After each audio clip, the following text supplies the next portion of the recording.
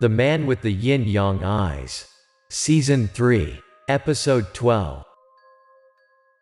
The information that Leo just provided made us a little less worried, promising a smooth trip. Due to knowing the whereabouts of the lantern, Big D decided to take a day off to get used to the time zone here. What we both need now is a comfortable sleep. Before this proposal of Big D, I could not object, immediately agreed. That evening, Leo prepared a very hearty meal with local specialties. Looking at the appearance and taste, I realized they were quite delicious and not as difficult to eat as I had imagined before. Unfortunately, my taste buds were affected after a long flight, so I couldn't fully enjoy the dish's flavor. Everything was going great until we went to bed, at which point I discovered that Leo's house only had one guest bedroom. This caused me and Big D to sleep in the same bed. Although not too small, Big D's fat body took up more than half of the bed. I turned to Big D and said, "You're such a troublesome fat. I think you should get out on the sofa and experience how I feel." Of course, Big D would never accept my offer. Having been pinched by Big D during the flight, I knew that sharing a bed with this damn fat guy wouldn't be a wise choice. Seeing my displeasure, Big D showed great pleasure. He began to do actions to tease me. After teasing me, Big D finally let me alone, and the two began to fall asleep. But I forgot one thing: this damn fat guy also has a sleeping habit of snoring loudly. In the quiet of the night, people outside the house could also hear Big D snoring.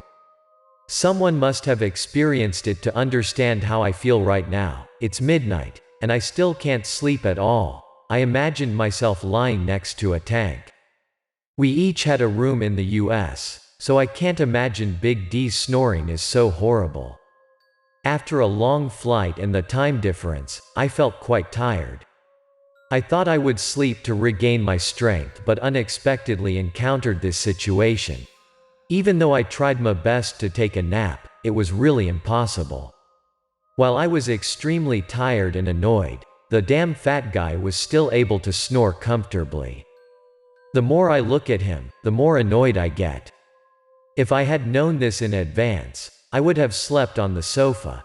Maybe I would have gotten the sleep I wanted by now. Even though I do everything differently, Big D still refuses to be silent. So depressed, I decided to go outside to get some fresh air. If snoring is illegal, I will not hesitate to report Big D immediately. Leaning against the railing, I enjoy the cool night breeze. I have a lot of thoughts in my head right now. Just like that, my anger slowly subsided. I was lost in thought when suddenly I saw something moving in the distance.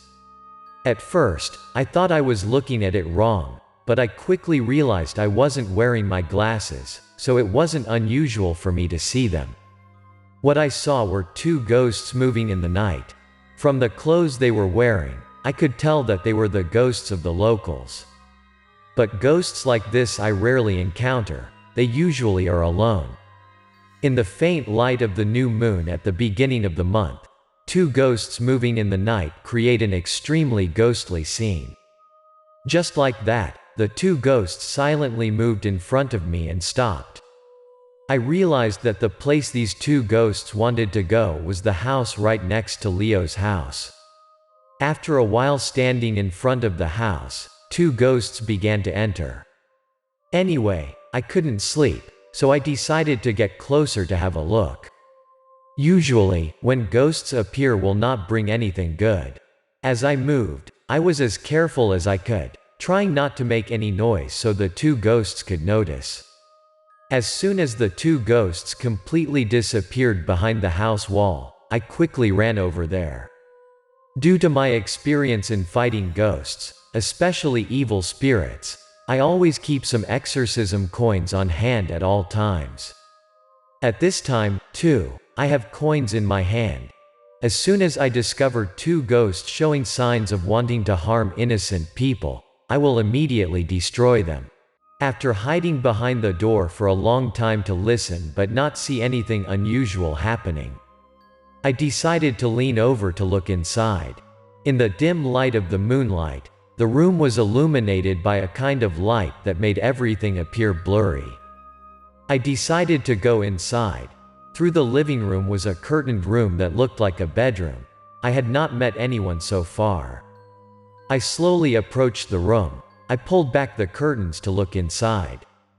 Sure enough, this was the bedroom, but there was nothing else in the room except for a single bed. 2 people are sleeping on the bed. But when I looked more closely, I noticed something unusual, because even if one is fast asleep, at least one must make a breathing sound, but even though I stood very close, I didn't hear any sound. Another thing that worries me is that the 2 ghosts from before, after entering the house, I no longer see them. Fearing that these 2 had been harmed by those ghosts, I decided to get closer to take a look. My current appearance, if anyone saw me, they would definitely think I was a thief. As soon as I approached the bed, I could clearly see the faces of the 2 people lying on it. Looking at their appearance made me feel surprised. I froze for a few seconds, and at this point, I was beginning to dimly understand everything. On the bed now were not 2 ordinary people but 2 corpses. Judging from the state of the corpses, I could guess that they were long dead, but somehow, the body is preserved so well that every part of the body shows no signs of rotting. Now that I understand, the 2 ghosts that I saw were the ghosts of these 2 people. I wondered why these 2 corpses were lying here when suddenly I heard an angry scream behind me. I immediately turned my head to look.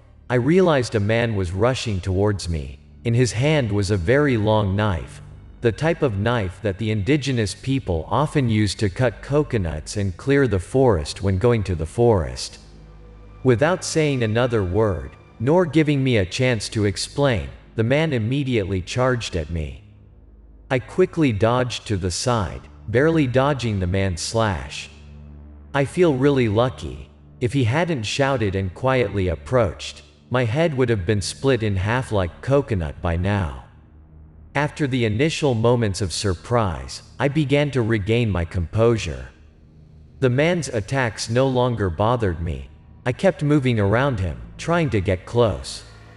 At this moment, a thought flashed in my mind as this man related to the deaths of 2 corpses lying on the bed.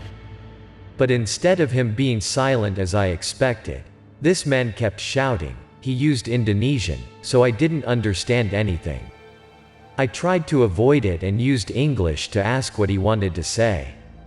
But it doesn't seem to work. My answer is just dangerous knives. After a while of dodging and repeatedly asking why I was attacked, I started to feel annoyed. I'm sure that the locals here know a little bit of English, so I started to warn the man. I told him that if he refused to stop then force me to defend myself, at that point, it would be inevitable that I would hurt him. Despite my warnings, the man still has no intention of stopping. I had no choice but to defeat him. Aiming at the right moment, I grabbed his knife wrist with one hand, and with the other, I threw a pretty strong blow to his face. But instead of using a punch that could hurt him, I just used my palm to push him away. After my attack, the man was thrown backward.